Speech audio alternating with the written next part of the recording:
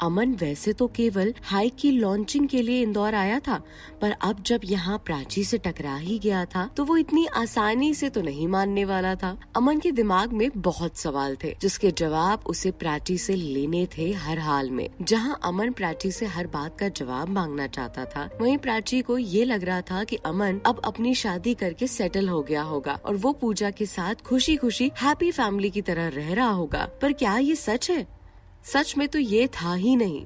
Prachi launching के event खत्म करके वापस अपने रूम पर चली गई। वो यहाँ अकेले रह रही थी पिछले 1 साल से, और जब भी उसका मन नहीं लगता था तो वो आरव के घर पर जाकर उसकी फैमिली के साथ टाइम स्पेंड करना शुरू कर देती थी। और हाँ, इस इंदौर में प्राची को एक नई दोस्त भी मिल गई थी। वो सिर्फ दोस्त ही नहीं बल्कि इन दोनों की कंपनी में मैनेजर थी, और प्राची की दोस्त भी बहुत अच्छी थी। मधु की कमी अगर प्राची को कोई पूरी करता था तो वो वही करती थी, जिसका नाम था रीटा मंडल।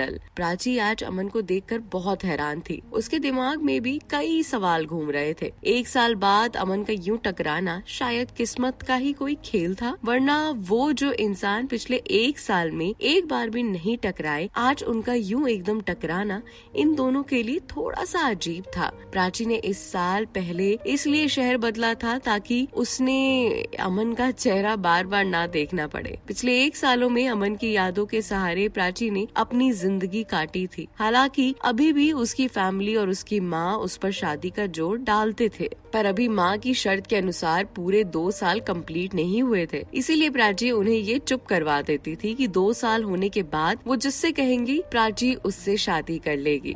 अब प्राची के लिए शादी का मतलब केवल समझौता था, क्योंकि प्यार जिंदगी में एक बार होता है और वो प्यार तो अमन से कर चुकी थी।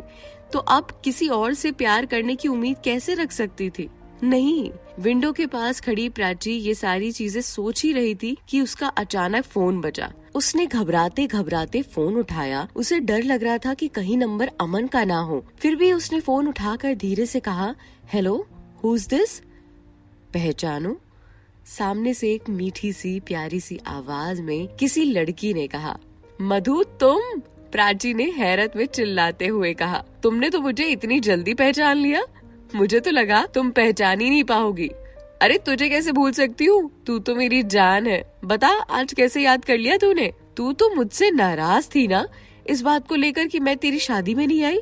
हाँ, बहुत नाराज थी। इसीलिए पिछले 6 महीनों से मैंने तुझे एक बार भी फोन नहीं किया। पर तुझसे ज्यादा दिन दूर रहकर कहाँ जा सकती हूँ? और तू कितनी बेकार है, तूने अपना नंबर भी बदल लिया। अरे कम से कम मुझे इन्फॉर्म तो कर देती। कितने दिनों से मैं तुम्हारा नंबर ढूंढ रही थी। वो तो शुक्र है निखिल का, उसने आज आरव का नंबर निकलवा कर तुम्हारा नंबर आरव से लिया। अब जाकर मैं तुझे कॉल कर पाई। अरे हाँ, कैसा है निखिल? तुम दोनों की लाइफ कैसी चल रही है? हम दोनों की लाइफ बहुत अच्छी चल रही है प्राची, और हाँ, एक गुड न्यूज है, तू मौसी बनने वाली है। मधु ने शर्माते हुए कहा। अरे वाह मधु, तूने तो ये खबर सुनाकर मुझे बहुत खुश कर दिया। तो ये बता, कब आ रही है तू मुझसे मिलने? इंदौर। इस कंडीशन में तो आने से रही, तू ही जल्दी से टाइम निकाल कर आ जाना। माँ पापा भी तुझे बहुत याद करते हैं और तेरी फैमिली वाले भी तुझे बहुत मिस कर रहे हैं। आ जाना, मधु ने उदास भरे लिहाजे में कहा। मधु की आवाज से साफ साफ छलक रहा था कि वो प्राची को देखना चाहती है, उससे मिलना चाहती है। 1 साल पहले जो प्राची दिल्ली से इंदौर भाग गई थी, उस प्राची को मधु ने 1 साल से नहीं देखा था। और मधु ही क्या, प्राची का परिवार भी उसकी एक झलक पाने के लिए तरस रहा था। पर प्राची ने ठान लिया था कि जिस दिन वो IAS का टेस्ट पास कर लेगी, उसी दिन सबको अपना चेहरा दिखाएगी। प्राची ने बात को पलटकर हंसते हुए जवाब दिया, हाँ, बिल्कुल कोशिश रहेगी बहुत जल्द आने की। और इतना कहकर फोन रख दिया। प्राची भी मधु और अपने पूरे परिवार को बहुत मिस करती थी। वो भी चाहती थी कि एक बार इन सब से मिल ले, पर वो पहले अपने करियर की तरफ ध्यान देना चाहती थी।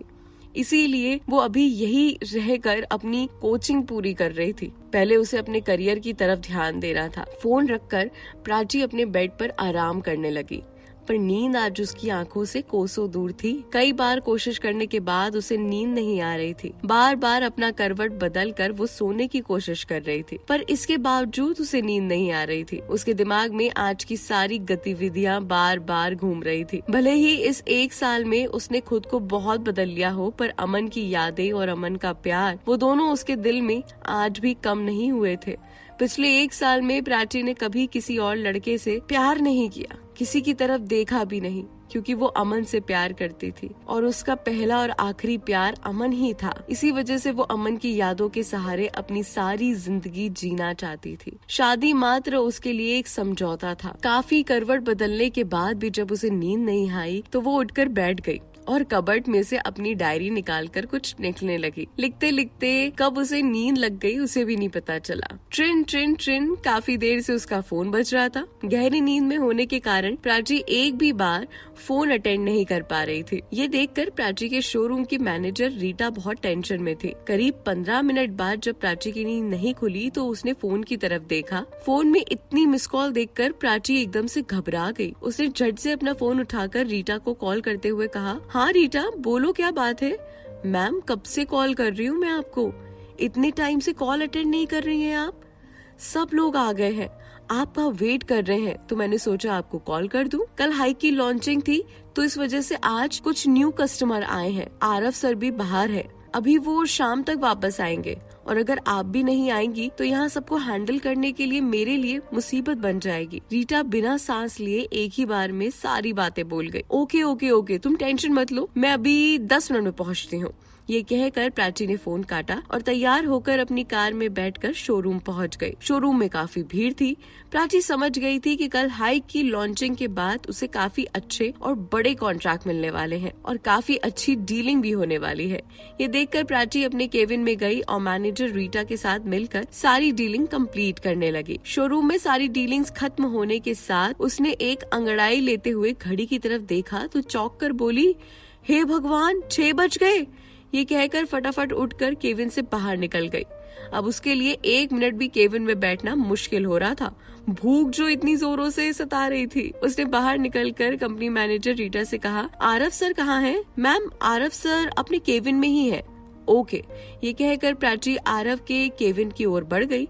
अरे प्राची तुम यहाँ? आरव ने प्राची को देखकर कहा। तुम क्या कर रहे हो आरव?